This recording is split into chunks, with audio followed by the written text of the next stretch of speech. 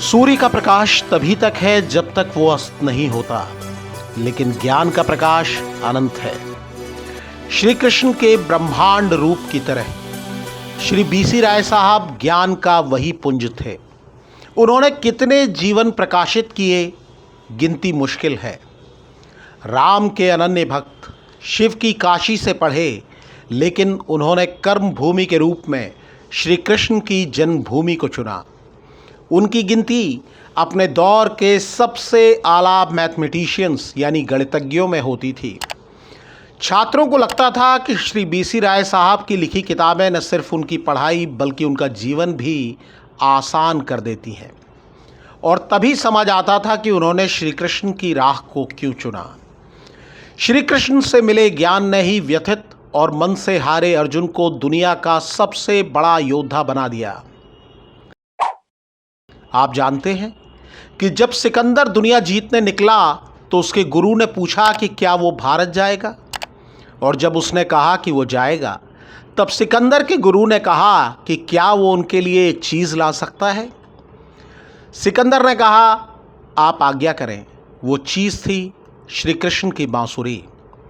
ये कहानी मैंने श्री बीसी राय साहब से ही सुनी थी। श्री कृष्ण पांचजन्य का उद्घोष भी करते थे, लेकिन गुरु बांसुरी को चुनते हैं। ये प्रतीक है। इसे समझने में मुझे बरसों लगे। श्री कृष्ण की बांसुरी में मधुरता है, सरलता है, वो मन में घुल जाती है, कभी अलग नहीं होती। गुरु से मिला ज्ञान भी ऐसा ही होता है, अंधेरे मन को प्रकाशित कर देता है। ऐसे ज्ञान के अनंत पुंज श्री बीसी राय साहब की जयंती पर उनका स्मरण अनगिनत पुण्य देने वाला है। युगांधर के साथ ही बरसों से श्री बीसी राय साहब की जयंती पर श्री हरि के भक्तों की सेवा करते हैं। ये एक महान व्यक्तित्व के पद चिन्हों पर चलने के प्रयास की एक छोटी सी कड़ी है। युगांधर के अध्यक्ष राकेश शर्मा विधायक जी और कार्यक्रम संयोजक पुंडरीक रत्न और अनिल शर्मा बबलू के नेतृत्व में कार्यकर्ताओं ने इस सेवा में हिस्सा लिया। श्री बीसी राय साहब को सादर श्रद्धांजलि अर्पित की और देव उत्थान एकादशी पर मथुरापुरी की परिक्रमा कर रहे भक्तों की सेवा की। जय श्री कृष्ण, जय श्री बीसी राय साहब।